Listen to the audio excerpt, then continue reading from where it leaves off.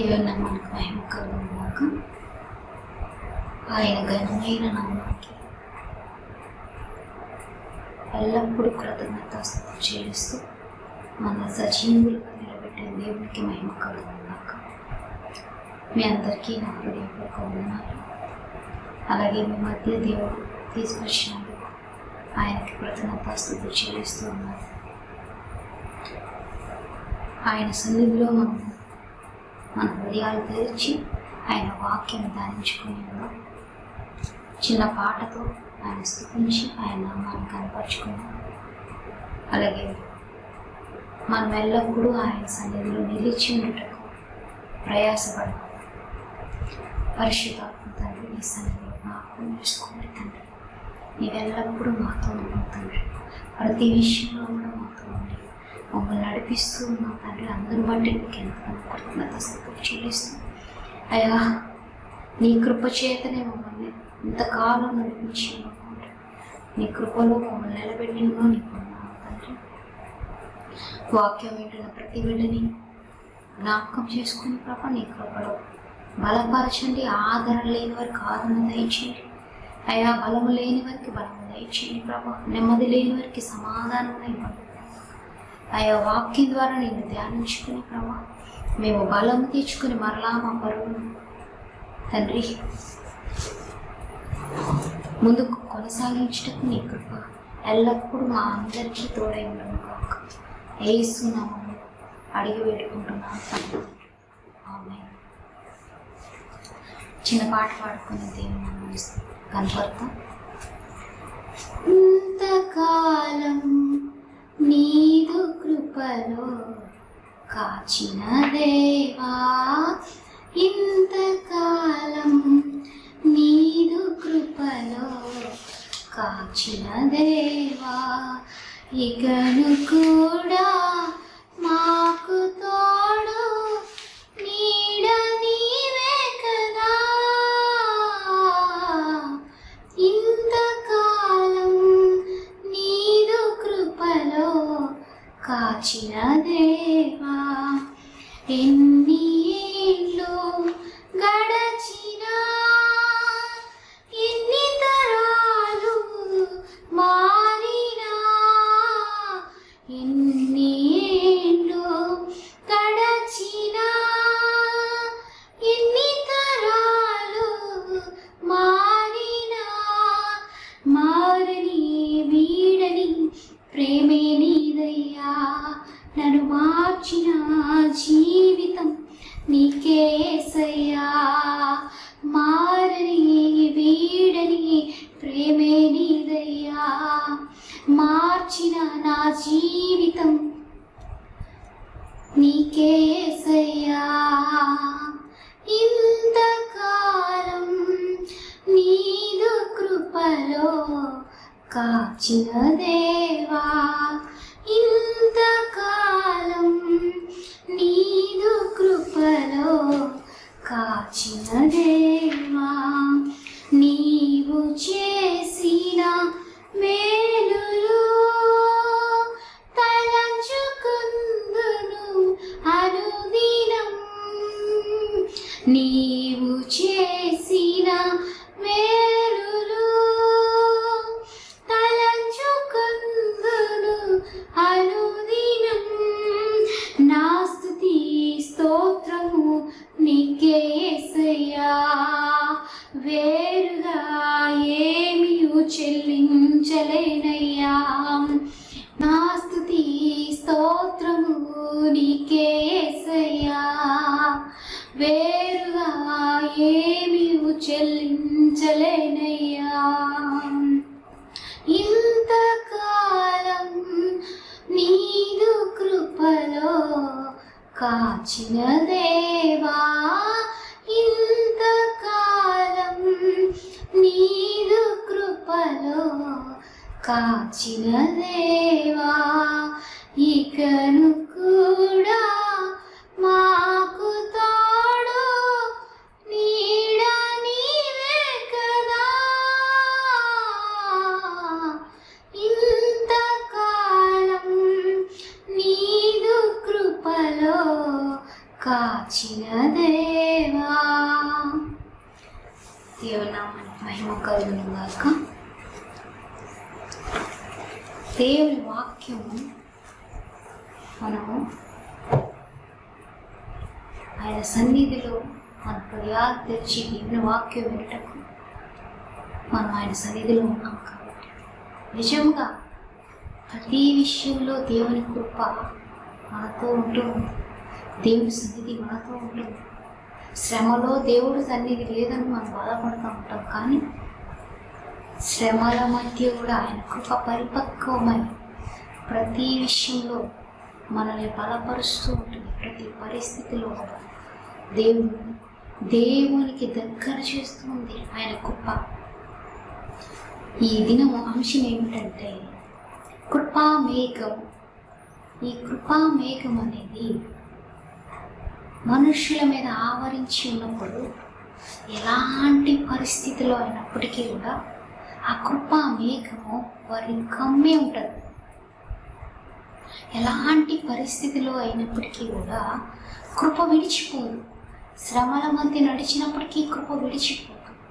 దేవుని సన్నిధిలో మనము ఆయనకి బహు సన్నిహితంగా, శ్రమ ద్వారా దేవునికి దగ్గర అయిన వారు ఉన్నారు. శ్రమ ద్వారా దేవునితో నడిచేవారు ఉన్నారు. సమాధానం లేని వారు కూడా ఈ కృప ఏం చేస్తుంది? దేవునితో సమాధానం కలుగజేస్తుంది.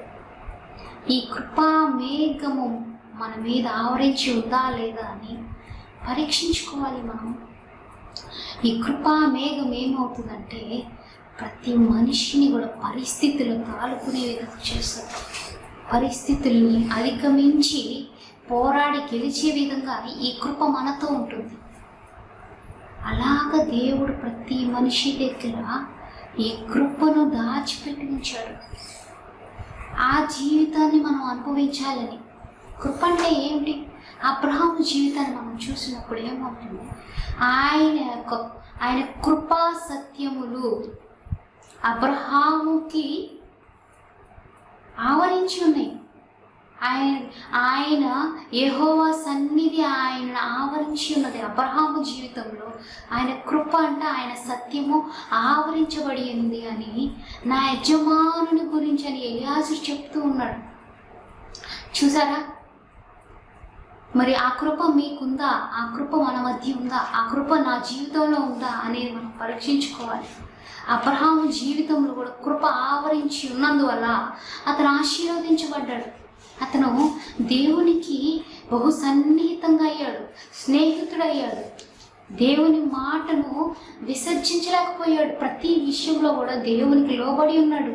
అబ్రహాము జీవితంలో దేవుడు కృప వెంబడి కృపతో నడిపించాడు అబ్రహాముని. మాట వినడం వల్ల ఆయన కృపతో మనము దీవించబడతాం. ఆది కాండంలో మనం చూసినట్లయితే 27లో చూసినట్లయితే అబ్రహామును నా యజమానుని దేవుడైన యెహోవా స్తుతింపబడును గాక. ఆయన నా యజమానునికి తన కృపను తన సత్యమును చూపుట మానలేదు. చూసారా దేవుడు ఎలాగ సాక్ష్యం ఇచ్చుచున్నాడో? దేవుడి యొక్క బిడ్డలైన వారికి ఆయన అనేకులు సాక్ష్యం చెప్పే విధంగా చేస్తాడు. ఆయన కృప, ఆయన సత్యం అంట అబ్రహాము మీద చూపించడం మానలేదంట. మన జీవితంలో కూడా, మన యొక్క పరిస్థితిలో కూడా ఆయన కృప చూపించడం అనేది మానలేదు అనే విధంగా మనం సాక్ష్యం పొందాలి. నువ్వు ఏ పరిస్థితిలో ఉన్నప్పటికీ కూడా, ఏ స్థితిగతుల మధ్య వెళ్తున్నప్పటికీ కూడా ఆయన కృప నిన్ను విడిచిపెట్టకూడదు, దాటిపోకూడదు, వెళ్ళిపోకూడదు. ఆయన కృపా మేఘము నీ మీద ఉందా లేదా? ప్రతి పరిస్థితిలో ఆయన కృప ఉందా లేదా అనేది నీవు పరీక్షించుకోవాలి. అబ్రహాము జీవితంలో కూడా దేవుడు చూడండి, దేవుని వాక్యం కూడా నిజంగా రాజు యొద్దకు వెళ్ళి అబ్రహాము రాజు దగ్గర ఉన్నప్పుడు అతనికి భయపడి శారాని నా చెల్లి అని చెప్పాడు. కానీ దేవుని కృప అబ్రహాముకు తోడై ఉండడం వలన ఆ రాజు అబీమెలెకు రాజు అనే వ్యక్తిని దేవుడు దర్శిస్తాడు. నా యొక్క బిడ్డ విషయంలో జాగ్రత్త సుమి అని హెచ్చరిస్తాడు. చూసారా, అబ్రహాము విషయంలో దేవుడు సాక్ష్యం ఇచ్చే విధంగా మన జీవితాలు ఎలాగ ఉండాలి. అబ్రహాము విషయంలో ఒక రాజుతో మాట్లాడిన దేవుడు, అబ్రహాము విషయంలో గర్భాలను మూసిన దేవుడు.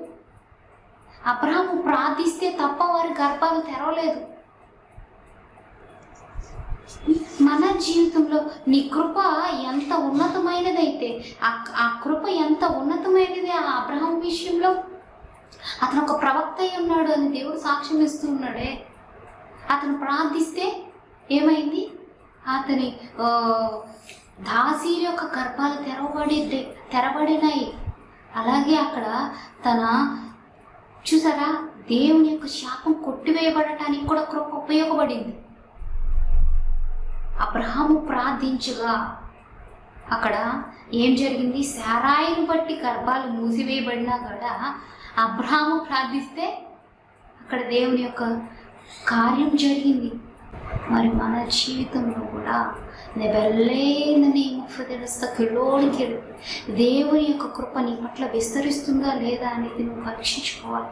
వెన్నుపరుసోకరు తీర్పుల్లా హదుకుతే వారు నడిచే ప్రతి ఒక్క పరిస్థితుల్లో కూడా దేవుని కృప ఉంది.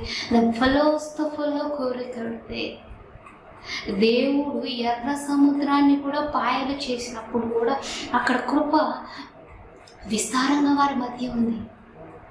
వారు ప్లోరికలోసికేబడితే వెనక శత్రువులు తనుముతూ ఉన్నా కూడా వారు ఆందోళన చెంది ఉన్నారు. ఎవరు సుఖలా బహురి కొడితే వారిని కాపాడే దేవుడు లేడని కూడా వాళ్ళు అప్పటి వరకు దేవుని కార్యాలు చూసి కూడా మరలా వారు మోషే మీద సనుక్కుంటూ ఉన్నారు, మేము అక్కడే చనిపోయేవాళ్ళం కదా అని. కానీ దేవుడు ఆ మోషే ప్రార్థించిన దేవుని కృప చేతనే పెడితే దేవుడు అత్యున్నతమైన కృప చేతనే అక్కడ గొప్ప కార్యం జరిగింది మనుషులను. పెడితే సముద్రం మధ్య నడవడానికి దేవుడు ఒక కృప చూపించాడు. బర్రెస్తుఫ్లవికి పెడితే ఒక్కరు కూడా నశించకుండా దాటి వెళ్ళడానికి కృప చూపించాడు. దేవుని యొక్క కార్యం అక్కడ ప్రబలినట్లు దేవుని కృప అక్కడ మనుషుల మధ్య ప్రబలింది. అంత పోడుతోర లస్తోఫీ ఆయన నీకు తప్ప వేరే ఎవరికి కార్యం చేయడానికి ఆయన సిద్ధంగా ఉన్నాడు. ఫస్ట్ స్టోఫ్లో గడిపిన ఆయన దేవదూతలు కార్యం చేయడానిక ఫస్టోఫ్లో గౌరే హల్లు పడితే ఒక సృష్టికి ఆయన కార్యం చేయాలనుకున్నాడా? ప్రొఫ్లో గౌరవ ఆయన చేతి పనులు ఏవి కూడా ఆయన కార్యాలు చేయాల్సిన అవసరం లేదు. వాటికి కాదు, మెన్నువీ ఆయన జీవం నీలో ఉంది కాబట్టి నీకు కార్యం చేయాలనుకున్నాడు. వాళ్ళు స్టోఫీ కోబడాడితే ఆయన జీవాత్మ నీలో ఉంది కాబట్టి వెన్నునోస్తుఫీబికెడతే ప్రతి విషయంలో ఆయన కృప నిన్ను వెంటాడుతూ ఉంది. రెస్టిఫిలోఫీబికోనడితే ఆయన సన్నిధి నిన్ను వెంటాడుతూ ఉంది. దిస్టోఫీబికోలోస్టిఫీబికెడతే నీవు ఆకాశమందు కన్నులెత్తి ఆయనకు మొరపెట్టినప్పుడు మీరు మచ్చిమోస్తుఫీబికి ఆయన కృప నీ పాదాల దగ్గర ఉంటుంది. వీరు స్టోఫీబికోబడితే నేను ఆవరించి ఉన్నది విందవారు కోర్మస్ బిగ్గుతారు. దానియేలు జీవితంలో కూడా దేవుడు గొప్ప కృప చూపించాడు. లెవెలోరి వెదరిస్తే శత్రువులందరూ కలిసి దానియాన్ని బలోఫ్లోపే చూస్టిఫీ పీకెడితే ఆ సింహపు బోన్లో వేయించినప్పటికీ కూడా దేవుని స్లో మింకింది స్టిఫీ పీకెడితే కానీ దేవుని కృప దానియేలును ఆవరించి ఉన్నది. ప్రొఫీవర్ది ఆయన కృప మేఘం అతను ఆవరించి ఉండడం వల్ల డిఫ్రోవలస్టిఫీ ఏ సింహము కూడా అతన్ని ముట్టలేకపోయింది. పోవల సుఫీవికి అతన్ని తాకటానికి కూడా అవి భయపడ్డాయి. ప్రోఫిలస్టోఫీ బిగ్గడితే అక్కడ దానియేలుకు ఒక్క గొప్పతనం కాదు కానీ వేనోస్తుఫిలష్మి దేవుని కృప అక్కడ విస్తరించడం వలన దానియేలును ఆవరించడం వల్ల దానియేలు శ్రమలో ఉండి దేవునికి మొరపెట్టడం వల్ల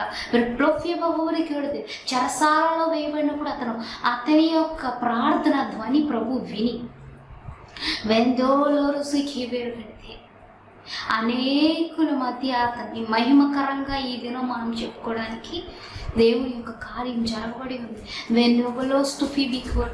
మీ జీవితంలో కూడా దేవుని యొక్క గొప్ప కార్యం జరగాలి అంటే అది సింహాలనే శ్రమల మధ్య మీరు ఆ సింహంల మధ్య అలాంటి శ్రమల మధ్య మీరు నలిగి ఉన్నప్పటికీ కూడా ఆయన కృప మిమ్మల్ని ఆవరించినప్పుడు, ఆయన సన్నిధి మిమ్మల్ని ఆవరించినప్పుడు, ఆయన యొక్క మహిమ మిమ్మల్ని ఆవరించినప్పుడు మీరు ఆయన యొక్క చేతిలో నుండి రక్షించబడతారు. దానియేలు దేవుడి యొక్క కృప చేతనే రక్షించుకొని ఉన్నాడు. దేవుని యొక్క కార్యం ఆయన పట్ల వెల్లడి పరచబడుటకు ఆయన కృప చూపించాడు. ఈ దినం దానియేలు గురించి మనము చెప్పుకుంటున్నామంటే కేవలం దేవుని యొక్క గొప్ప కృప దానియేలు జీవితంలో ఆవరించి ఉన్నది. దేవుని యొక్క గొప్ప సన్నిధి దానియేలు జీవితంలో ఆవరించింది. ఆ దానియేలుకు చూపించిన కృప నీ జీవితంలో కూడా ఉన్నది. నా కృప లేదు, నన్ను కృప విడిచిపోయిందని బాధపడుతూ ఇస్రాయేల్ పట్ల చూపించిన కృప నీ జీవితంలో కూడా ఉంది. యేసేపు జీవితంలో చూపించిన కృప నీ జీవితంలో ఉంది. ఫ్లో కొదైతే కోలాడితే దేవుని కృప ఉందని శ్రమ రాకుండా యేసేపు జీవితంలో లేదు. ఫ్లోస్తే ఫీబికి వెళితే అతను గుంటలో వేయబడినప్పుడు కూడా దేవుని కృప ఉంది. ఫ్లస్ట్ ఫీబికల్లో వేయబడితే అన్నలు అమ్మి వేసినప్పుడు కూడా కృపలు ఉంది. ప్రఫ్లెక్షోసిఫీబికోడదే ఆయన ప్రణాళికలో ఈ కృప అనేది ఒక భాగమై ఉంది. దేవుడు వల్ల దేవుడు కూడా నీ జీవితంలో కూడా అలాంటి కృప విస్తరింప చేయాలని కోరుకుంటూ ఉన్నాడు. కృప ఉంటే శ్రమ లేదని కాదు, ఆయన శ్రమలలో ఆయన కృప విస్తరిస్తూ ఉంది అని చెప్తున్నాడు. ప్రతి విషయంలో కూడా, ప్రతి ఒడిదుడుకుల్లో కూడా యోసేపు తన జీవితంలో ఎక్కడ తప్పిపోకుండా దేవుడు కాపాడాడు. కేవలం కృపను బట్టి, కేవలం ఆయన సన్నిధి యోసేపు పట్ల ఉంది కాబట్టి, ఆయన సన్నిధి ఆయన కృప యోసేపు పట్ల ఫలించడి కొమ్మ వలె చేయడానికి ఈ దినం యోసేపుని మనం ఫలించే కొమ్మ అని దేవుని యొక్క మాటలు మనం ధ్యానించుకుంటూ ఉన్నామంటే దేవుని యొక్క గొప్ప కృప అతను ఆవరించి ఉండడం వలన అతను పాపం కూడా ఏం చేయలేకపోయింది. ఆ పాపకరమైన ఆలోచనలు అతన్ని వెంటాడినా కానీ పోతీఫర్ భార్య ద్వారా అతని పాపం అని శాపకరమైన స్థితిలో పడవేయాలని చూసినప్పటికీ కూడా ఈ కృపా ద్వారం అనేది యేసేపు పట్ల ఉంచడం వల్ల ఆ కృపా ద్వారం ద్వారా అతను విడిపించబడి ఉన్నాడు. చూసారా, నీవు ఏ పరిస్థితిలో ఉన్నా కూడా, ఎలాంటి పరిస్థితుల్లో నలిగిపోతున్నా ఈ కృప నిన్ను విడిపించగలిగింది. ఈ కృప నేను దేవునికి దగ్గర చేస్తుంది. అండ్ ప్రతి మనిషిలో కూడా కృప కొరకే దేవుడు నియమించున్నాడు. యేసేపు జీవితం కూడా అలాగే దేవుని సన్నిధిలో నడుస్తూ ముందుకు వెళ్ళింది. అనేక శ్రమల మధ్య దేవుడి ప్రణాళిక నెరవేర్చబట్టకు మొదటిగా దేవుడు అసూయపడే అన్నల నుంచి దేవుడు తప్పించాడు ఆయన కృప చేతనే. ఆయన ప్రణాళిక నెరవేర్చబడకు అన్నల నుంచి దూరం చేశాడు. చెరసాలలు అంటే చూడండి, దేవుని కృప ఎప్పుడైతే విస్తరించడానికి ప్రబలుతూ ఉంటుందో ఎవరి పక్షానైతే వారు శ్రమలో ముందుగా ఉంటారు. ఎందుకంటే యేసేపు కూడా ప్రధానమంత్రి అవడానికి, రాజుగా మారడానికి ముందుగా చెరసాల్లో వేయబడ్డాడు. అతను అత్యున్నతమైన స్థానానికి దేవుడు తీసుకెళ్ళబోతున్నాడు కాబట్టి అతను చెరసాల ద్వారా కూడా అతను నలిగిపోయినప్పటికీ కూడా, అతను చేయని నిందను అతని మీద మనుషులు వేసినప్పటికీ కూడా దేవుడు ఏం చేశాడు? ఆయన కృప చేతనే విడిపించాడు. ఆయన కృప ఏమై ఉన్నది? యేసేపు రాజవ్వాలని ఆయన కృప ఉన్నది. యేసేపు ప్రధానమంత్రిగా ఉండాలని, అధికారిగా ఉండాలని, వాళ్ళ దేశం కానీ దేశంలో రాజుగా ఉండాలని ప్రొఫ్లవికుడికి దేవుని కృప ప్రబలింది. అతని విషయంలో ప్రబలింది. నేవర్ పుడుతోవరిస్తపికొద్దు. నీ జీవితంలో ఆయన కృప ప్రబలుతుందా లేదా చూసుకోవాలి. ఎప్పుడల్లా స్తూఫీ బిక్కునెడితే దేవుడు కూడా అనేక మార్లు ఇశ్రాయేల్ ప్రజల పట్ల కృప చూపిస్తూనే ఉన్నాడు. నెహెమ్యా కూడా చెప్తూ ఉన్నాడు, ప్రభా అనేక మార్లు ప్రార్థిస్తున్నాడు యెహోవాకి, నిలబడతర స్తుతి కదయ్యా, వారు అనేక మార్లు నీకు తిరుగుబాటు చేశారు కదయ్యా. నెహెమ్యా 9:28-29 చూడండి. ఆ వచనాల్లో దేవుడు పలుకుతున్నాడు, మనం బ్లోవర్స్ పర్ఫెక్ట్ కదయ్యా, ఆ ప్రజలు నీకు వ్యతిరేకంగా అనేక మార్లు నేను బాధ పెట్టారు కదా ప్రభువా, అయినప్పటికీ వారు నేను బాధ పెట్టినప్పుడు నువ్వు శత్రువులకు అప్పగించావు, కానీ మరలా వచ్చి మొరపెట్టినప్పుడు ఆ శత్రువులను నువ్వు విడిపించావు. కానీ మరలా కూడా వాళ్ళు నీకు ద్రోహం చేస్తూనే వచ్చారు. వాళ్ళకి నీకు వ్యతిరేకంగా నడుస్తూనే ఎవరి ప్రోఫ్లస్ తీపికదే, నీ ఆజ్ఞలు మర్చిపోయి ప్రోఫ్లస్ తీపికదే, వారి జీవితంలో చేసిన కార్యాలు మర్చిపోయి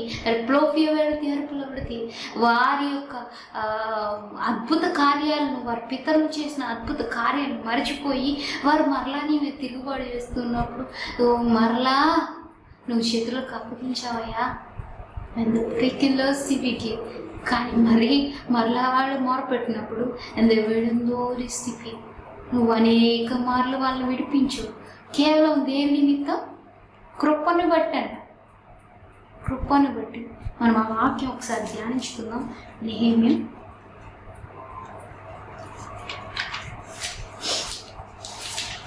గ్రంథం చూసినట్లయితే మనకు అక్కడ దేవుని వాక్యం కనబడుతుంది. చూడండి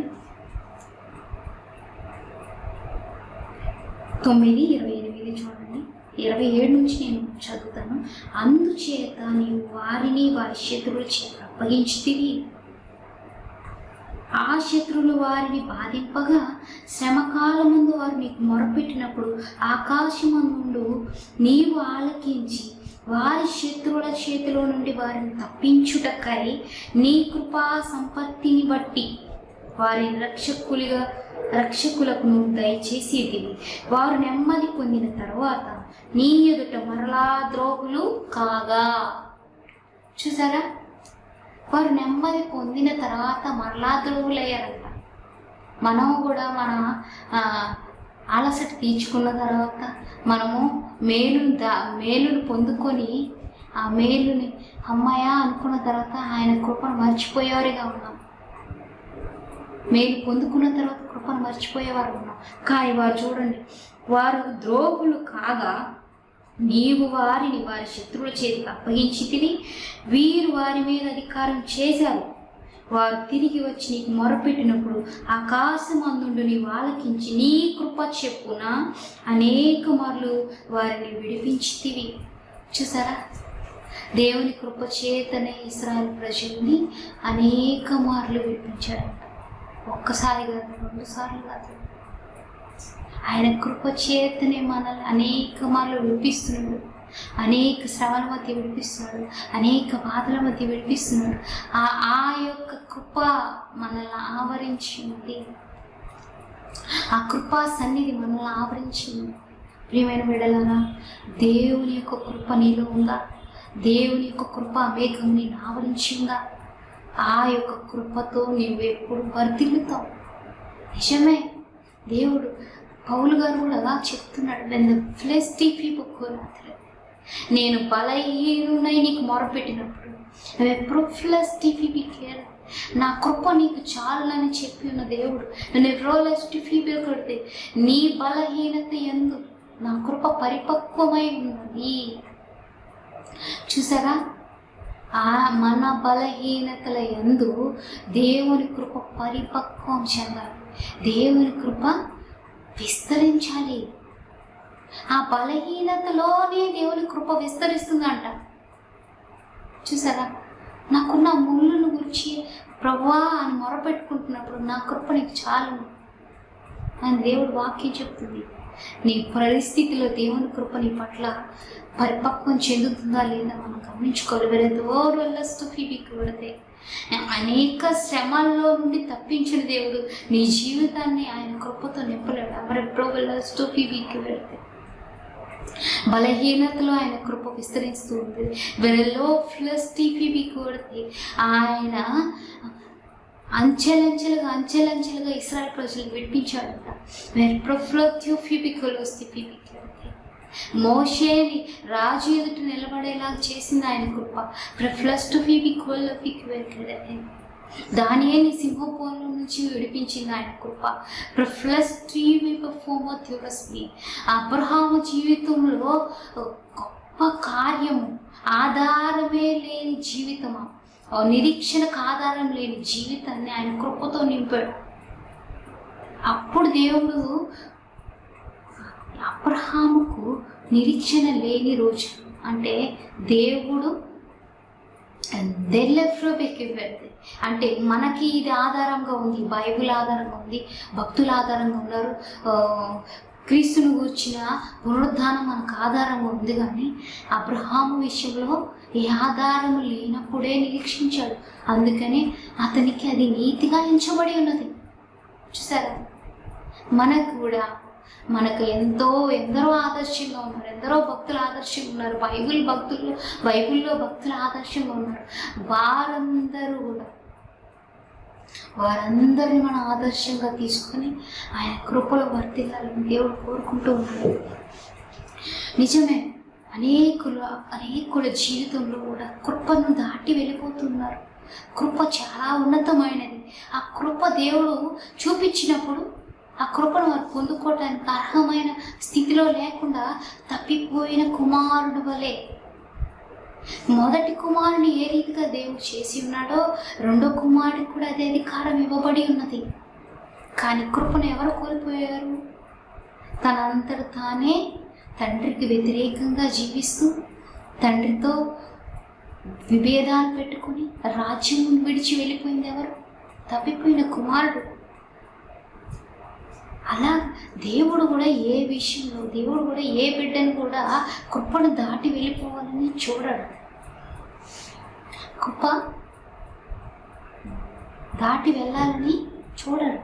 కానీ ఆయన కృపలో, ఆయన సన్నిధిలో మరలా దేవుని కృప ఆ తప్పిపోయిన కుమారుడు పట్ల ఉంది కాబట్టి తిరిగి రావడానికి దేవుడు అవకాశాన్ని చూపించాడు.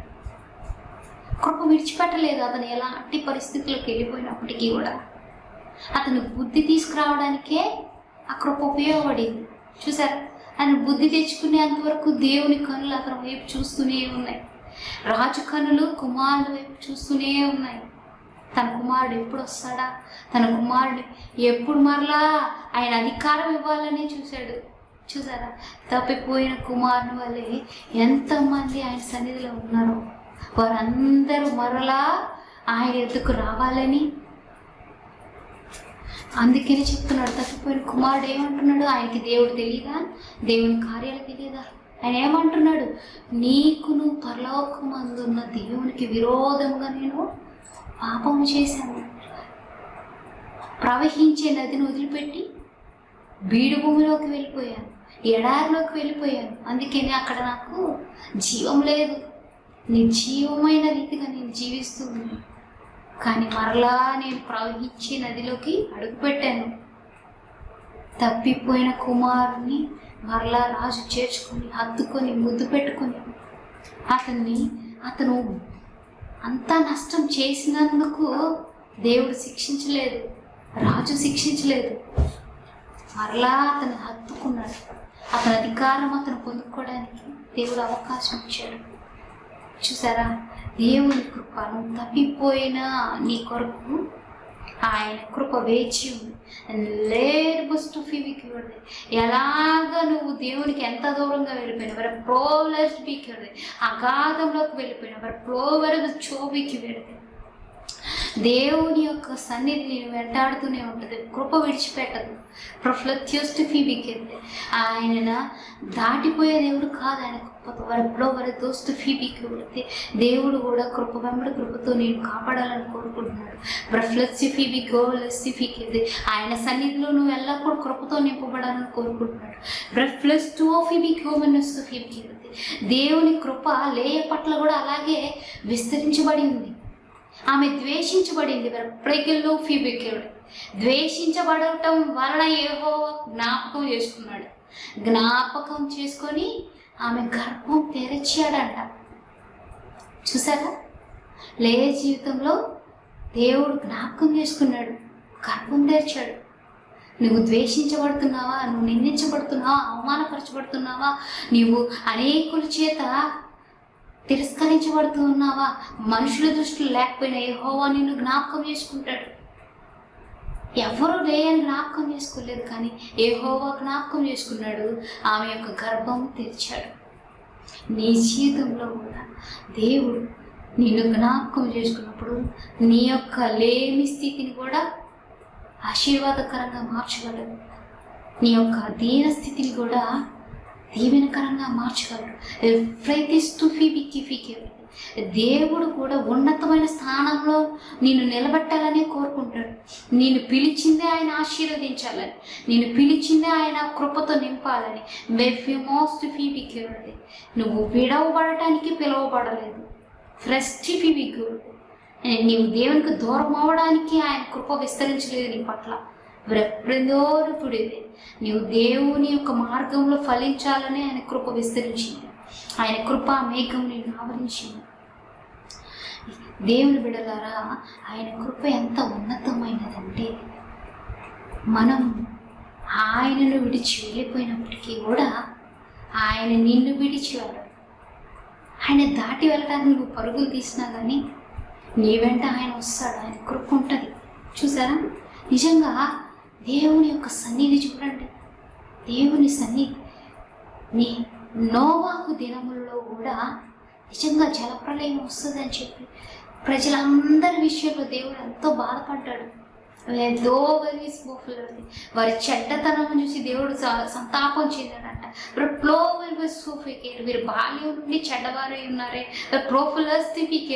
వీరు నేను ఎంతో మంచిగా సృష్టించాను. వీరికి వీరు ఫలించి అభివృద్ధి చెందాలని వీరు నేను చేశాను. కానీ వీరు ఎంత చెడ్డవారై ఉన్నారేంటి,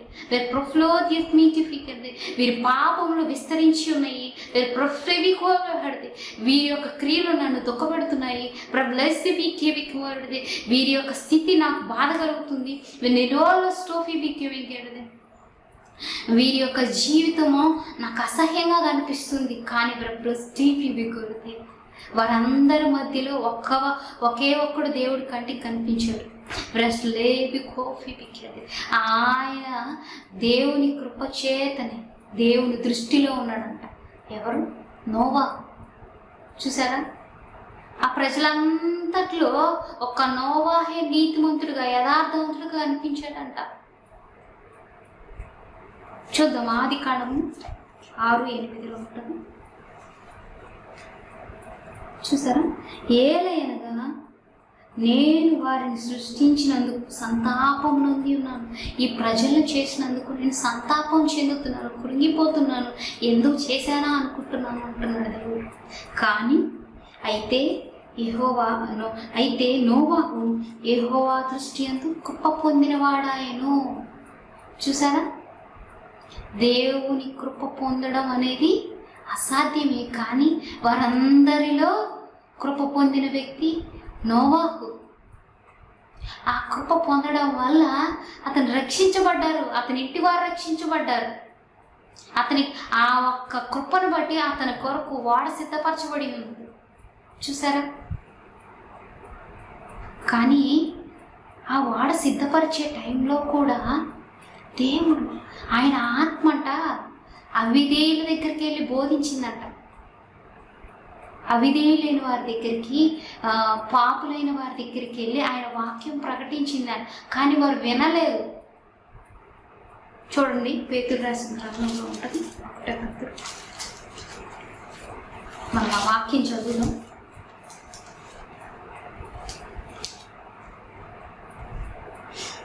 పేతురు రాసిన మొదటి పత్రిక 3:19.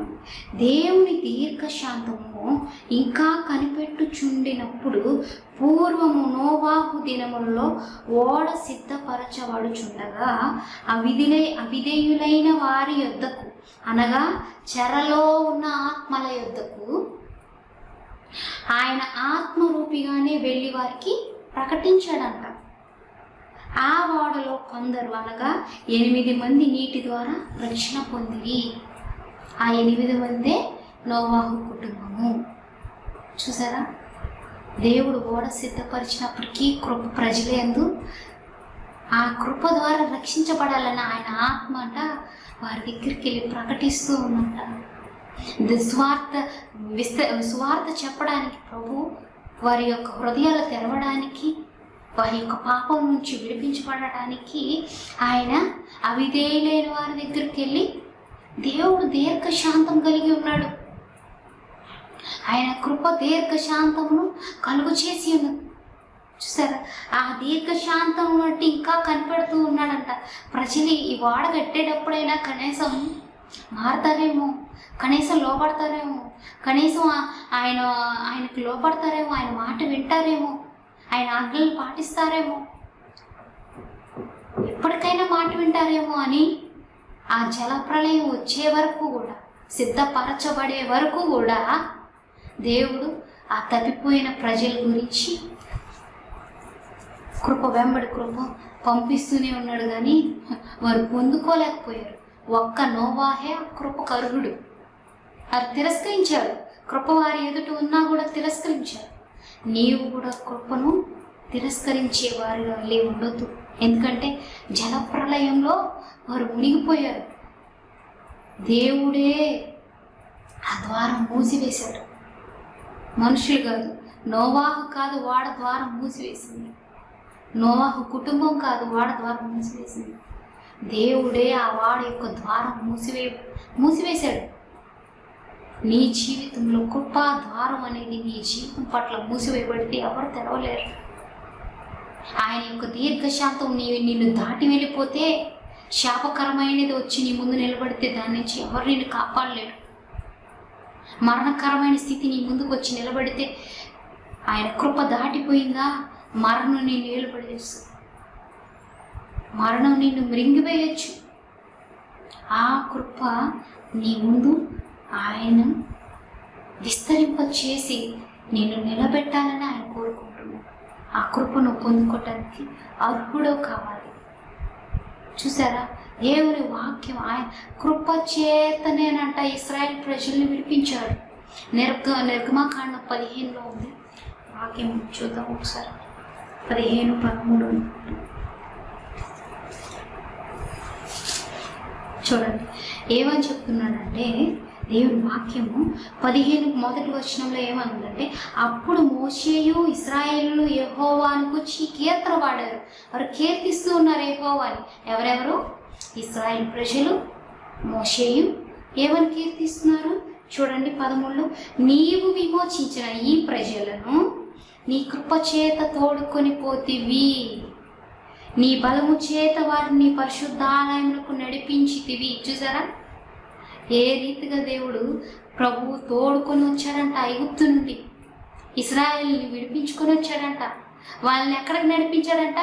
నీ పరిశుద్ధాలయంలోనికి నడిపించాడంట. చూసారా, మరి ఆయన కృప చేతనే మనం పరిశుద్ధాలయంలోకి నడవగలుగుతున్నామా? నీ సొంత ఆలోచనలు బట్టి దేవుని మహిమను ఎప్పుడు పొందుకోలేవు. నీ సొంత క్రియల బట్టి కానీ దేవుని సొంతం చేసుకోలేవు. ఒక్క ప్రోబ్లెస్ టిఫిబి, ఒక్క దేవుని యొక్క కృపా సత్య సంపూర్ణమైన క్రియ ద్వారానే ఆయన సంపూర్ణం నీ పట్ల చేయబడుతూ ఉంటుంది.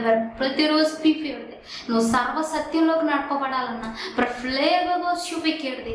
దేవుడు నిన్ను విమోచించాలన్నా, ప్రఫ్లేవర్వోఫివికెడుది. నిన్ను శ్రమలో నుండి తోడుకుపోవాలన్నా, ప్రఫ్లేవోఫోవస్. నువ్వు నిర్జీవంగా పడి ఉన్నా నిన్ను లేపాలన్నా,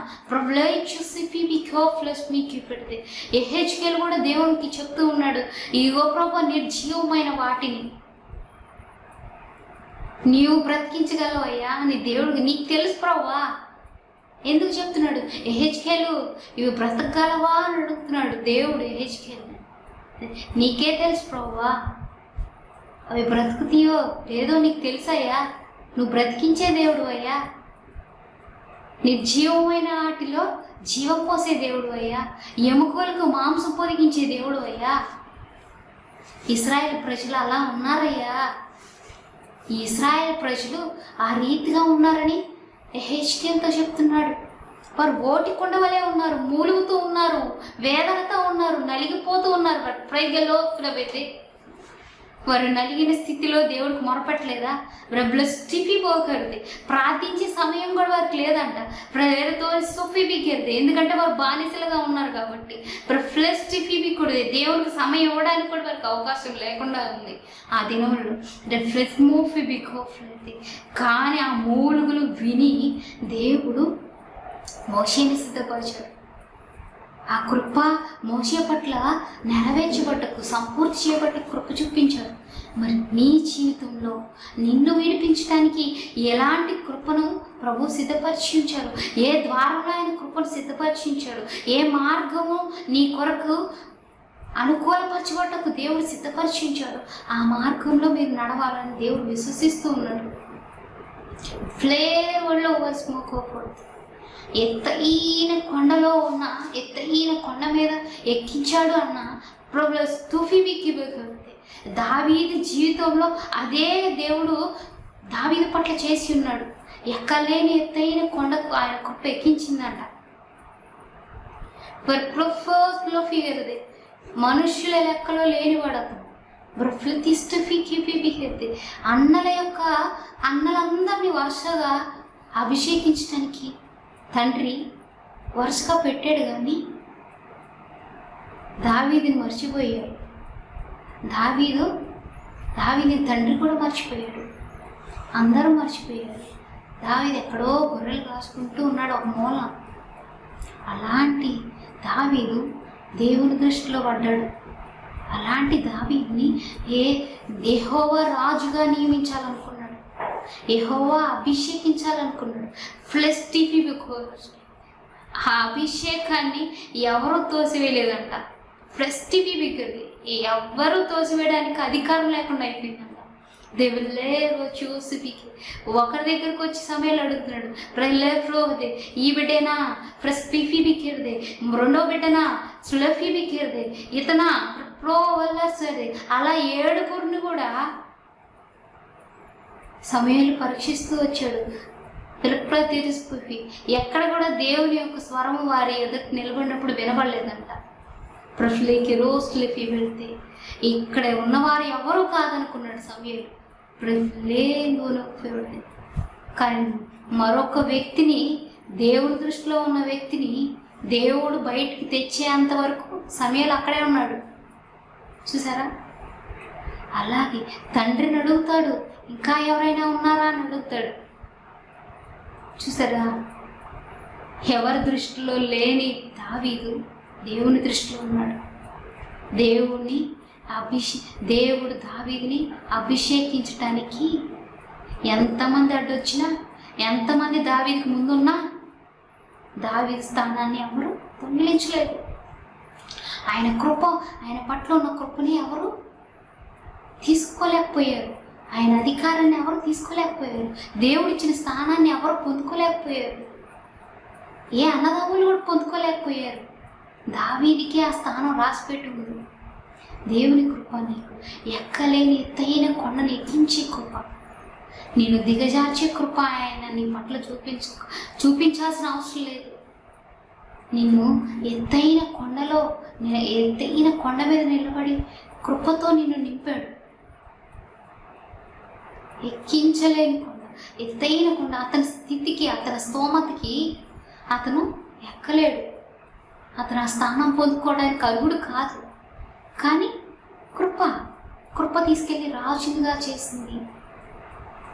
చూసారా? దేవుడు మీ పట్ల కూడా అదే కృప విస్తరించాడు. ఆ కృప ప్రబలినప్పుడంట అపోస్తులు దేవుని యొక్క పునరుద్ధానం గురించి సాక్ష్యం ఇస్తూ ఉండగా దేవుని కృప విస్తరిస్తూ ఉందంట, ప్రబలుతూ ఉందంట. దేవుని వాక్యం కూడా చూసారా, దేవుని వాక్యం కూడా ఏమవుతుందంట, విస్తరిస్తుంది, ప్రబలిద్ది. ఆయన కార్యాలు, ఆయన వాక్యం చెప్తూ ఉండగా అనేకులు దైవ కృపను పొందుకొని ఉన్నారు. కృప అంటే ఎంతో శ్రేష్టమైనదండి. ఆ కృప మనల్ని దాటిపోవడానికి మనం ఎప్పుడు కూడా చూడకూడదు. ఆ కృపలో మనం ఎప్పుడు నిలిచి ఉండడానికి దేవుడు మనల్ని పిలుచుకున్నాడు. ఎంతోమంది లోకంలో నశించిపోయే వ్యక్తులలో మరణకరమైన స్థితిలో ఉన్న వ్యక్తులలో చూసిఫీబీకు పెడితే దేవుడు నిన్ను ఎన్నుకోవడం ఆయన కృప. ఎవరి స్టిఫీబీకుడిది నీవు ఆయన దృష్టిలో ఉండడం ఆయన కృప. ఎవరి ప్రోఫీబీకోఫీబేది ఆయన ప్రణాళికలో నిలిచి ఉండడం ఆయన కృప. ఎవరి ప్రవీదు స్టిఫీబేది ఆయన ఎన్నికలో ఉండడమే దేవుని కృప. సమావర ప్రోఫ్లెస్టిఫీ సమస్తము నీ మేలు కొరకే సమకూర్చి ప్లేవివర్ది నీ కొరకు సిద్ధపరిచింది ఆయన కృప. ఆ కృపలో నీ ఉండాలి. అందుకే నీ వాక్యం చెప్తూ ఉండదు. ఆయన కృప మేఘం నిన్ను ఆవరించి ఉందో లేదో పరీక్షించుకోవాలి. చూసారా, యాకోబు జీవితంలో ఒకప్పుడు మోసగాడే, ఒకప్పుడు పాపే, ఒకప్పుడు అన్నను మోసం చేసిన వాడే. కానీ ఆయన చూసారా, దేవునితో పెనుగులాడటం చూసి, దేవునితో పోరాడటం చూసి నీవు నన్ను పోరాడి గెలిచితివి కనుక ఇక నుంచి నువ్వు యాకోబు కదయ్యా, ఇజ్రాయేలు. చూసారా, ఇజ్రాయేలుగా మలచబడ్డాడంట.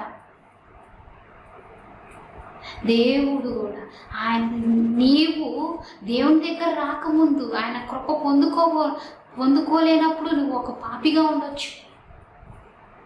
నీ పట్ల ఒక పాపస్థితి ఏలుబడి చేసినప్పటికీ కూడా దేవునితో నువ్వు పెనుగులాడినప్పుడు, దేవునితో నువ్వు పోరాడినప్పుడు, దైవ చిత్తానుసారమైన దుఃఖం నీలో ఎప్పుడైతే కలిగిద్దో నువ్వు రక్షణార్థమైన మారు మనసు నీలో కలుగు చేసి ఆయన కృపలో నిన్ను రక్షించుకుంటాడు. ఆయన కృపా ద్వారా నీ పట్ల విస్తరిస్తూ ఉంటాడంట. ఆ కృపలో మనం ఎల్లప్పుడూ నిలిచి ఉందాం. కృప అంటే కేవలం ఏదో నీ కృప నాకు చాలు ప్రభు, నీ కృప నాకు అది ప్రభు, నీకు అది కాదు. చెప్పినందువల్ల ఉపయోగం లేదు, అనుభవించాలి ఆయన కృపని. దేవుని ధరించుకోవడం వల్ల ఉపయోగం లేదు. చీకటి జీవితాన్ని అనుభవిస్తూ దేవుని కప్పుకోవడం, వెలుగును కప్పుకొని చీకటిని అనుభవిస్తున్నట్ల అది కాదు కదా. దేవుడు ప్రతి ఒక్కరి దగ్గర నుండి ఆశించేది ఏంటి? దేవుని కృప నీ పట్ల విస్తారంగా ఉండాలి, విస్తారంగా ప్రబలాలి. దేవుని యొక్క కృపతో ఆయన చూసారా, దేవుని కృప మన పట్ల విస్తరిస్తూ ఎల్లప్పుడూ కూడా ఆయన కృపతో మనం నిలిచి ఉండటకు ప్రయాసపడదాం. దేవుడు ఆయన సంకల్పం చొప్పునే పిలవబడిన వారిని ఆయన మొదట కృపతో నింపుతాడు. శ్రమల యందు కృప విస్తరిస్తూ ఉంటుంది. బలహీనత యందే నా బలము పరిపక్వం చెందుతున్నాను. చూడు, నేను ఎప్పుడు బలహీనుడనో అప్పుడే నేను బలవంతుడు. ఎప్పుడు దగ్గర స్లో ఫీక్యూర్డే. ఎందుకు నీవు బలవంతుడుగా మారాలని కోరుకున్నాడు దేవుడు? దగ్గర స్టూఫీబికు నీ బలహీనతలో దేవుని కృప పరిపక్వం చెందింది. ఫ్లెస్టిఫీబికు ఆయన కృప నీ మూలుగులను సంతోషంగా మారుస్తుంది. ఫ్లెస్టిఫీబికు నీవు కృంగిపోతూ విత్తుతున్న ప్రతి విత్తనాన్ని, కన్నీటితో విత్తుతున్న ప్రతి విత్తనాన్ని ఫ్లెస్టిఫీబికు సంతోషగానంగా మార్చగలిగే కృప నీ పట్ల ఉంటుంది. నడిచే ప్రతి అడుగులు కూడా ఆయన కృప నిన్ను వెంటాడుతూనే ఉంటుంది. నీవు ఇబ్బందికరమైన కొలిమిలో ఉన్నప్పటికీ కూడా కృప నిన్ను విడిచిపోదు. అగాధమైన నేను అంధకారంలో ఉండగా, చీకటి కమ్మి ఉండగా వెలుగు నాకు పుడుతుందంట. చూసారా, అంధకారంలో పడి ఉన్నప్పటికీ కూడా నిన్ను వెలుగు ఆవరిస్తుంది. ఎందుకు? ఆయన కృపని నిన్ను దాటిపోవటం దేవునికి ఇష్టం లేదు. నిన్ను విడిచిపెట్టడం దేవునికి ఇష్టం లేదు. సొదొమ గొమొర్రా పట్టణంలో కూడా దేవుడు కృపచేత రక్షించాలని కోరుకున్నాడు. అబ్రహాం మొరపెడుతూ ఉన్నాడు, ప్రభా ఒక 50 మంది ఉంటే ప్రభా, ఒక 45 ఉంటే ప్రభా, నువ్వు ఒక్క నీతిమంతులు కూడా, దుష్టులతో పాటు నీతిమంతులు కూడా చంపేస్తావా అంటే, సరే నువ్వేం కోరుకుంటావు కోరుకో, ఒక 50 మంది నీతిమంతులు ఉంటే కాపాడతావా? కాపాడుతాను. 45 ఉంటే, 40 ఉంటే, 30 ఉంటే, 20 ఉంటే, ఎంతమంది ఉన్నా ప్రభువుతో యెహోవాతో అబ్రహాము పోరాడాడు కృప కొరకు, వారి మీద కృప చూపించమని. కానీ అక్కడ కృప పొందుకునేవారు ఎవరు లేరు. చూసారా? ఆ కృపను మీరు పొందుకోవటానికి కృప విస్తారం ఉన్నాం, దాన్ని పొందుకోలేకపోతే మీరు అనాథులు, అవిధేయులుగా ఉంటారు. మన జీవితంలో కూడా అలాంటి కృప మనల్ని దాటిపోకూడదు. కృప ఎంత అమూల్యమైందో మీరు విని ఉన్నారు. మీ పట్ల ఆ కృప ఉందా లేదా అనేది మనం గమనించుకోవాలి. దేవుడు అనేక శ్రమల మధ్య నలకొడుతూనే ఉంటాడు, అనేక ఇబ్బందుల మధ్య నలకొడుతూనే ఉంటాడు. కానీ కృపను దాటిపోనివ్వడు. నీవు మరణ పాంచుల్లో ఉన్నాను కానీ ఆయన కృప దాటిపోదు. లాజరు కూడా అంతే. లాజరు మనుషులందరి దృష్టిలో ఎలా ఉన్నాడు? దరిద్రుడుగా ఉన్నాడు. కానీ కృప ఎక్కడ తీసుకెళ్ళింది? అబ్రహాం రొమ్మున ఆనుకునేటట్టు చేసింది. మనుషుల దృష్టిలో అతను హీనుడుగా, పుండ్లన్నీ గోక్కుంటూ అలాంటి పరిస్థితిలో ఉన్నప్పటికీ కూడా కృప ఆ లాజరుని ఏం చేసింది? దేవుని రాజ్యానికి తీసుకెళ్ళింది. అబ్రహాం రొమ్మున ఉండేటట్లు స్థిరపరిచింది. చూసారా? మనుషుల పట్ల, ధనవంతుని పట్ల కూడా చూసారా, దేవుడు కృప చూపించాలనుకున్నాడు కానీ తిరస్కరించాడు. ధనవంతుడు, నా ప్రాణం సుఖించు, తిను తాగు సుఖించు, ఇదే నీ జీవితం అనుకున్నాడు. కానీ ఒకానొక దినం అతను కూడా మరణించాడు. ఎక్కడ పడ్డాడు? పాతాళ ద్వారంలో మొర పెట్టుకుంటున్నాడు. దాటి వెళ్ళిపోయిన తర్వాత నీ మొర ఎవరింటారు? కృప దాటి వెళ్ళిపోయిన తర్వాత నన్ను రక్షించంటే ఎవరు రక్షిస్తారు? నిన్ను కృప నిన్ను ఉన్నప్పుడే నువ్వు రక్షించబడాలి. కృప నీ దగ్గర ఉన్నప్పుడే, ఆ కృపా మేఘం ఉన్నప్పుడే నువ్వు రక్షించబడాలి. ఆ కృపా మేఘం ఉన్నప్పుడే నీవు దేవునిలో నిలబడాలి. దాటి వెళ్ళిపోయిన తర్వాత ధనవంతుల్లాగా ప్రభా చొక్క నీళ్ళు ఇవ్వు ప్రభా, అబ్రహాముని ప్రభా అది ప్రభా, ఎందుకు? అది కాదు దేవుడు కోరుకునేది. ఏ విషయంలో దాటి వెళ్ళిపోయిన తర్వాత మొరపెడితే ఏది నీ దగ్గరికి రాదు. కృపలో ఉన్నప్పుడే, కృప నీతో ఉన్నప్పుడు, దేవుని సన్నిధి నీతో ఉన్నప్పుడే, ఆయన మహిమ నీతో ఉన్నప్పుడే, ఆయన యొక్క ప్రేమ నీ పట్ల ఉన్నప్పుడే, ఆయన యొక్క దీర్ఘశాంతము నిన్ను కనిపెడుతూ ఉన్నప్పుడే ఆయన సన్నిధిలో బతకడం నేర్చుకోవాలి. ఆయన సన్నిధిలో నేర్చుకోవాలి, బోధించడం. ఆయన సన్నిధి ఎవరో నీకు బోధించడం కాదు, నీలో నుండి పరిశుద్ధాత్ముడు నిన్ను బలవంతునిగా చేస్తాడు. ఎక్కడో దాహం తీర్చుకోవాల్సిన అవసరంలా నీలోనే జీవ జలపు ఊటను దేవుడు పుట్టించగలడు. ఆ ఊటగాను ఉండాలి. నీ కడుపులో నుండి జీవ జల నదులు బయలుదేరును అని చెప్పి ఉన్నాడు దేవుడు. ఆ యొక్క జీవ జలం నీ జీవితంలో అనుభవించాలని కోరుకుంటున్నాడు. ఎంతవరకు నువ్వు కృపలో నుండి దాటిపోవడానికి పరుగు తీయదు. కృపలో ఉండడానికి, కృపలో ఫలించడానికి, కృపలో అభివృద్ధి పొందడానికి, కృపలో ఆశీర్వదించబడటానికి, కృపలో దీవించబడడానికి, కృపలో అత్యున్నతమైన మహిమలోకి నడవటానికి, కృపా సత్య సంపూర్ణమైన స్థితిలో నిన్ను దేవుడు సంపూర్ణంగా చేయాలని, ఆయన రాకడ వరకు నీవు సంపూర్ణంగా ముందుకి నడవాలని ఆయన కోరుకుంటూ ఉన్నాడు. ఆ కృప నీ పట్ల వర్ధిల్లాలి. అన్ని విషయంలో సౌఖ్యముగా, ప్రతి విషయంలో జ్ఞానం కలిగి, ప్రతి విషయంలో కూడా మనము మెలకువగలిగి దేవునితో నడవాలని ఆయన చిత్తమై ఉంది. చూసారా? కొరింథీ సంఘానికి కూడా దేవుడు చెప్తున్నాడు. కొరింథీ సంఘానికి పౌలు గారు కూడా ఏమని చెప్తున్నాడంటే, ఆయన కృప నిష్ఫలం కాలేదు నా పట్ల అంటున్నాడు.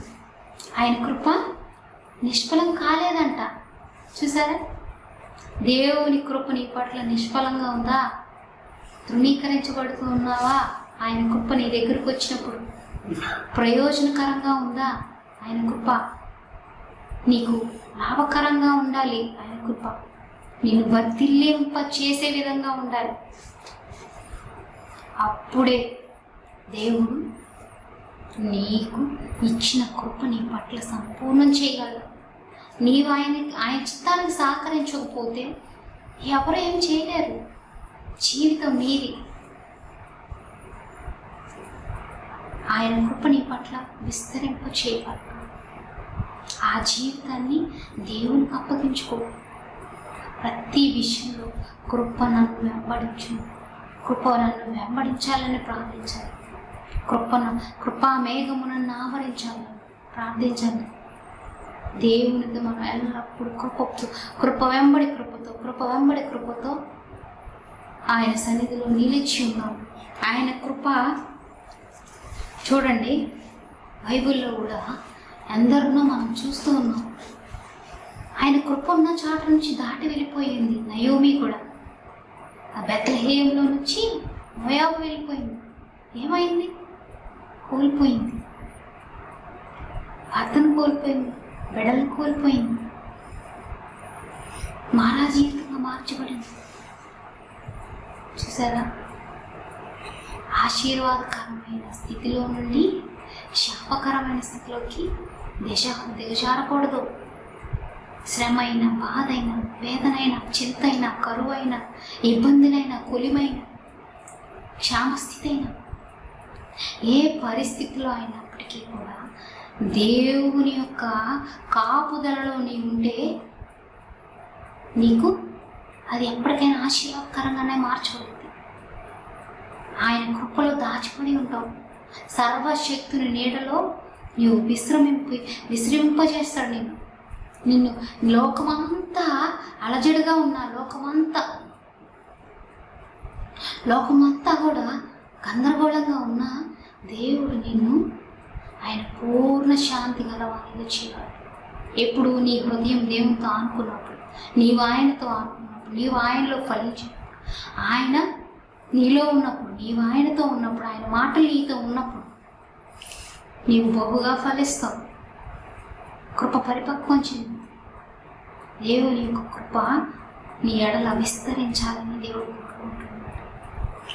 ఎంతి దినాలలో కృప నిన్ను దాటిపోవడం నీకు క్షేమం కాదు. దేవుని యొక్క సన్నిధి, దేవుని యొక్క కృప నీ పట్ల ఎల్లప్పుడూ ఉండాలని మనం ఆయన సన్నిధిలో అంత్య దినాల్లో రాకకు సిద్ధపడే వ్యక్తుల్లో మనం నిలిచి ఉండాలి. దేవుడు మనస్ఫూర్తిగా ప్రతి ఒక్క ఆత్మని ఆయన సన్నిధిలో నిలబడాలని కోరుకుంటున్నాం. దేవుని కృప కొరకు మనం వేచి ఉన్నాము. ఆయన కృపలో దాచబడి ఉండాలి. ఆయన కృపలో వర్ధిల్లాలి. ఆయన కృపా మేఘము మనల్ని దాటి వెళ్ళకూడదు. ఆయన కృపా మేఘము మనల్ని విడిచి వెళ్ళకూడదు. అది దాటి వెళ్ళిందా, సౌలులో నుండి దేవుని ఆత్మ వెళ్ళిపోయినప్పుడు దురాత్మ అతనిలోకి వచ్చేసింది. చూడండి, దేవుని యొక్క కృప దాటి వెళ్ళిపోతే వారు సాతాను చేత ఏలుబడి చేయబడతారు. సాతాను ఆత్మ చేత ఏలుబడి చేయబడుతుంటారు. కాబట్టి దేవుని సన్నిధిలో ఆయన కృప చొప్పున మనందరం కూడా మనము దేవుని ఆత్మ చేత నడిపింపబడాలని మీ అందరికి కూడా నేను ఆయన సన్నిధిలో మీ అందరినీ కూడా నడిపించాలని, నేను ఆయన యొక్క వాక్యాన్ని మీ హృదయాల్లో వ్యక్తపడే విధంగా దేవుడు నా మాటలు కాదు దేవుని మాటలుగా ఆయన మీ హృదయంతో మాట్లాడుతున్నాడని ప్రతి ఒక్క హృదయం ఆయన వైపు చూడాలని దేవుడు ఆశిస్తున్నాడు. మనందరము ఆయన సన్నిధిలో మన హృదయాలు తెరిచి ప్రార్థిద్దాము. మనం ఆయన సన్నిధిలో నిలిచి ఉందాము. ఈ కృప మనల్ని దాటి వెళ్ళకుండానట్లు మనందరము ఆయన సన్నిధిలో పెనుగులాడదాము. యాకోబు పెనుగులాడాడు, మోసగాడైనప్పటికీ కానీ కృపను పొందుకున్నాడు. ఆశీర్వాదాన్ని పొందుకున్నాడు. మోసగాడు ఇజ్రాయేల్గా మార్చబడ్డాడు. కాబట్టి నీవు కూడా ఏ పరిస్థితిలో ఉన్నప్పటికీ కూడా, ఏ స్థితిగతిలో ఉన్నప్పటికీ కూడా నీవు దేవునితో పెనుగులాడినప్పుడు, ఆయన కృప కొరకు నువ్వు పెనుగులాడినప్పుడు నీవు కూడా ఒక ఇజ్రాయేల్ మార్చబడతావు. ఆశీర్వాదకారిగా, ఒక దీవించబడిన వ్యక్తిగా మార్చబడతావు. దేవుని మాటకు లోబడకుండా ఆయన కృపను పొందుకోలేవు. ఆయన ఆజ్ఞలను పాటించకుండా ఆయన కృప నీరు నీ పట్ల విస్తరించలేదు. ఆయన మాటకు లోబడాలి. ఫలించడి కొమ్మ వలె యోసేపు జీవితం వలె నీ జీవితం ఉండాలి. అదే దేవుడు ప్రతి ఒక్క బిడ్డ నుంచి కోరుకుంటున్నాడు. పరిశుద్ధాత్మ తండ్రి, పరిశుద్ధాత్మ తండ్రి, ఈ దినం మీరు మాతో మాట్లాడి ఉన్నారు. మేము కాదు ప్రభువా, మా సొంత మాటలు కాదు ప్రభువా. అయ్యా అదిగో తండ్రి, అనేక హృదయాలతో మీరు మాట్లాడి ఉన్నారు. అందరూ బట్టి ప్రభువా నీకే కృతజ్ఞత చెల్లిస్తున్నాను తండ్రి. నిజమే, ఆ కృపా మేఘము నా యందు ఉందా? ఆ కృపా మేఘము అయా వినే బిడల యందు ఉందా ప్రభువా? అయా పరీక్షించుకోవడానికి కృప ఇచ్చేయమని అడుగుతున్నాను తండ్రి. నిజంగా తండ్రి, నీ కృపా మేఘము మా పక్షాన అయా ఎప్పుడు కూడా విస్తరిస్తూ ఉండాలి ప్రభా. అయా కృప పరిపక్వం చెందుతూనే ఉండాలి. మా బలహీనతలో పరిపక్వం చెందాలి, మా పరిస్థితిలో పరిపక్వం చెందాలి ప్రభా. అయా ఇదిగో మా హృదయంలో ప్రతి ఒక్క అయా బాధల మధ్య కూడా నీ కృప ఉంది ప్రభా. అయా ఇశ్రాయేలు బంధకాల్లో ఉన్నప్పటికీ నీ కృప వాళ్ళని విడిచిపెట్టలేదు ప్రభా. అలాగే ప్రభా, వినుచున్న ప్రతి ఒక్క బిడ్డ హృదయంలో కూడా అయా తండ్రి వాక్యాన్ని విత్తి ఉన్నాను తండ్రి. ఫలింపచేయవాడు నీవే తండ్రి. ఎందుకంటే ప్రభా మేము తండ్రి నీ వాక్యమును తండ్రి ప్రజల మధ్యకి తీసుకువెళ్ళినప్పుడు ప్రభా, వారు నీ వైపు ఆకర్షించబడాలి ప్రభా. వారు నీకు లోపడాలి ప్రభా, నీ ఆజ్ఞలకు లోపడాలి ప్రభా. మనుషుల వైపు కాదయ్యా వారు ఆకర్షించబడేది, మాటల వైపు కాదు ప్రభా, దేవుని వైపు ఆకర్షించబడే బిడ్డలు మీరు సిద్ధపరచుకొని మీరు అక్కడికి ఎత్తబడే గుంపులో మేమందరం నిలిచి ఉన్నట్లు మమ్మల్ని అందరినీ కూడా జ్ఞాపకం చేసుకోమని అడుగుతున్నాం. నీ సన్నిధిలో మేము ఎల్లప్పుడూ నిలిచి ఉన్నట్లు నీ కృపా మేఘము మమ్మల్ని ఆవరించి ఉన్నందుకు నీ కృతజ్ఞతాస్తుతులు చెల్లిస్తూ విని ఉన్న ప్రతి బిడ్డ చుట్టూ నీ కంచి వారి హృదయాల్ని వైపు తిప్పబడటకు నీవే ప్రతి బిడ్డను కూడా వారి హృదయాలను కదిలించి తండ్రి నీ ఆత్మను ప్రభా నీవే సిద్ధపరచుకోండి ప్రభా.